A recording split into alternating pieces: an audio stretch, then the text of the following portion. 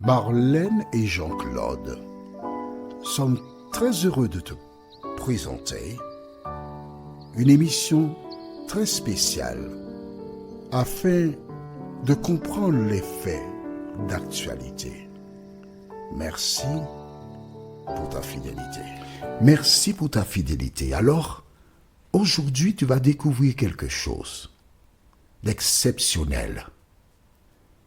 Notre référence de ce jour se trouve au livre de 2 Rois, chapitre 2, les versets 1 et 2. 2 Rois, chapitre 2, les versets 1 et 2. Le thème c'est « Je ne te quitterai pas ». Avant de l'aborder, recherchons la présence du Saint-Esprit. Notre Seigneur et notre Dieu, voici tes enfants devant toi, heureux d'avancer dans la connaissance de la vérité. Cet esprit, alors que nous nous apprêtons à voir ce thème fort intéressant, je ne te quitterai pas. Merci de continuer de nous éclairer. Merci de continuer de nous fortifier, de nous vivifier. Et aide-nous, Seigneur, à reconnaître que vraiment, tu es extraordinaire. Cet esprit, merci de nous éclairer, nous t'avons prié. Au nom de Jésus et pour ta gloire éternelle. Amen. Nous avons vu ce qui s'est passé pour Moïse. Il a péché, mais il a fait la paix avec Dieu. Et que s'est-il passé? Dieu a ressuscité Moïse. Aujourd'hui, nous verrons un autre grand monsieur, un homme qui a été vraiment au service de l'Éternel. Il s'appelle Élie. Qui est Élie? Il faut savoir que Élie est un serviteur de l'Éternel qui fut envoyé un jour vers le roi Akab. Akab avait épousé une femme qui s'appelle Jézabel. Cette femme était monstrueuse. C'était la fille de Et-Baal. Baal, c'était le dieu opposé à l'Éternel des armées. Et cette femme incita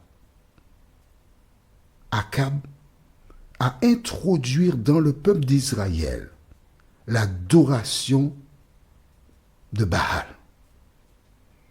Et Dieu un jour envoya le prophète Élie afin de ramener le peuple à lui.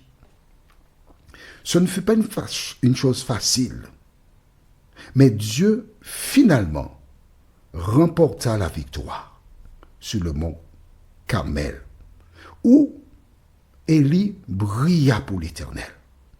Il invita le peuple à revenir à l'Éternel. Et Dieu l'utilisa pour faire un magnifique miracle sur le mont Carmel.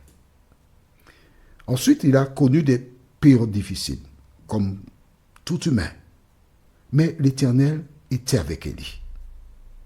Un jour, Dieu décida de faire quelque chose de spécial pour Élie. Et nous lisons maintenant dans le livre de 2 Rois, chapitre 2, les versets 1 et 2. 2 Rois 2, versets 1 et 2.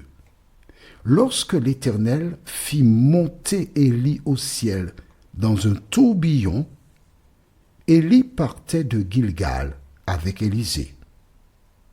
Élie dit à Élisée, « Reste ici, je te prie, car l'Éternel m'envoie jusqu'à Béthel. » Élisée répondit, « L'Éternel est vivant, et ton âme est vivante.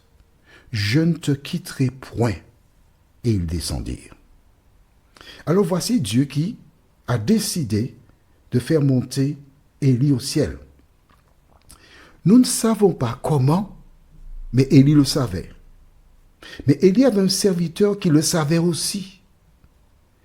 Et le serviteur ne donnait pas un pas à Élie.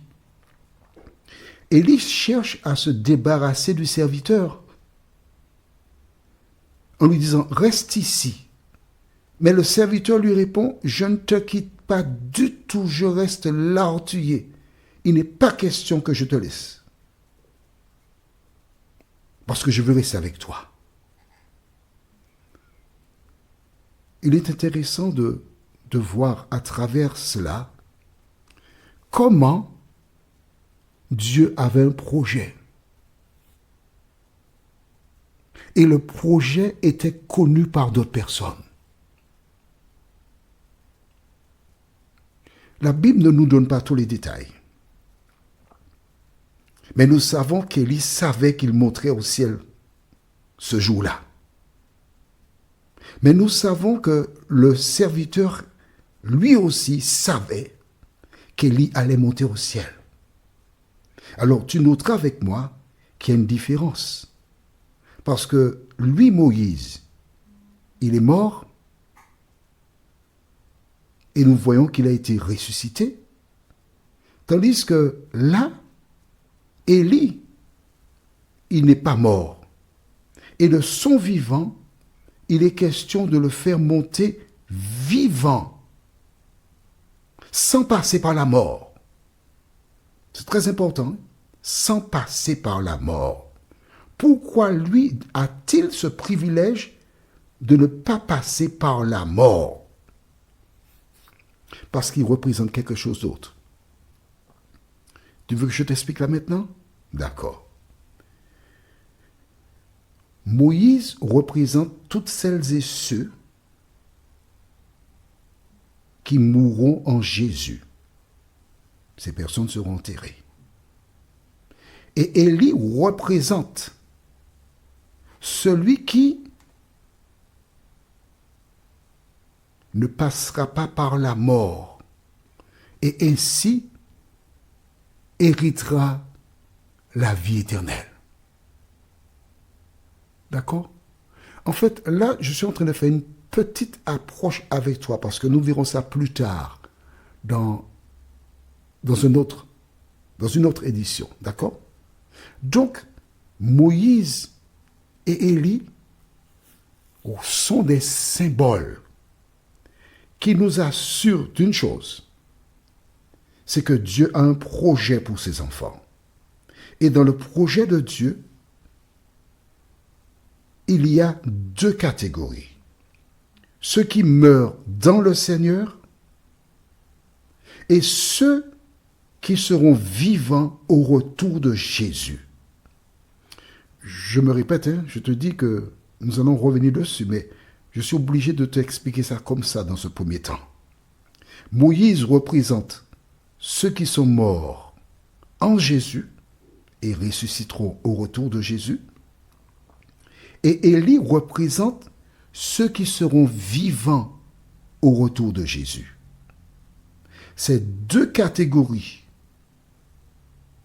seront transformées, recevront un corps immortel et seront enlevés sur les nuées dans les airs à la rencontre du Seigneur, et ainsi ils seront toujours avec le Seigneur. Est-ce que c'est clair pour toi? Ou tu voudrais que je reprenne? Non, pas maintenant. Pas maintenant. Nous aurons l'occasion. Ce que nous devons retenir, c'est que Dieu ne fait rien sans avoir averti ses serviteurs les prophètes.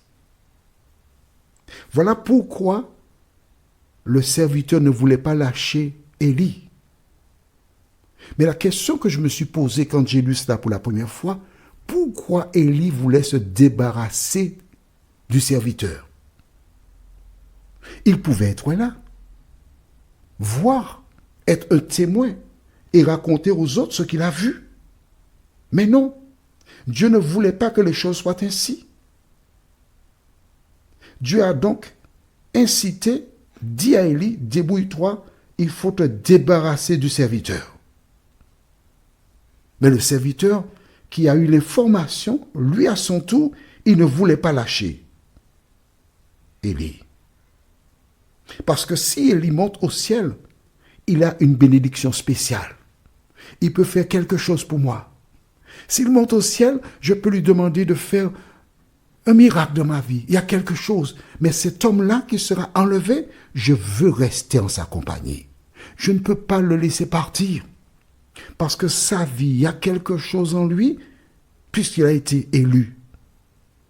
Il va monter au ciel, je ne veux pas le lâcher. Élie n'est pas là.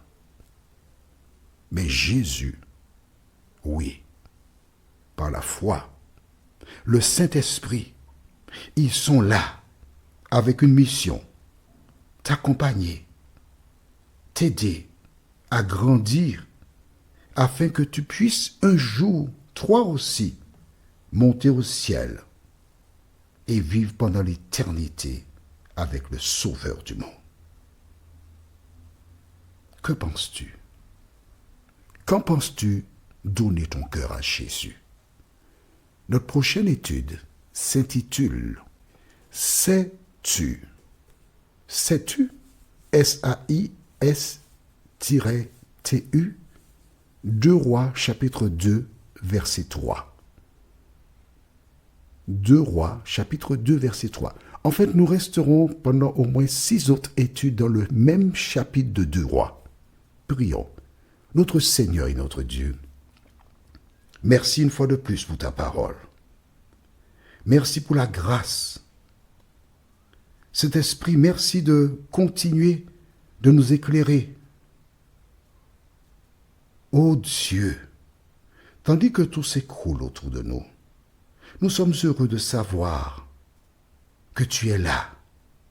Nous sommes heureux de savoir que le salut est à la disposition de toutes celles et ceux qui se confient en toi. Merci Seigneur, nous t'avons prié au nom de Jésus pour ta gloire éternelle. Amen. Que l'Éternel continue de te bénir et il me tarde de te retrouver. Nous sommes parvenus au terme de notre réflexion. Si d'aventure tu as une question, il te suffit d'envoyer un message par le biais de WhatsApp au numéro suivant, plus 596 696 88 93 93. Et alors Jean-Claude, moi, je me ferai un réel plaisir de répondre à ta question.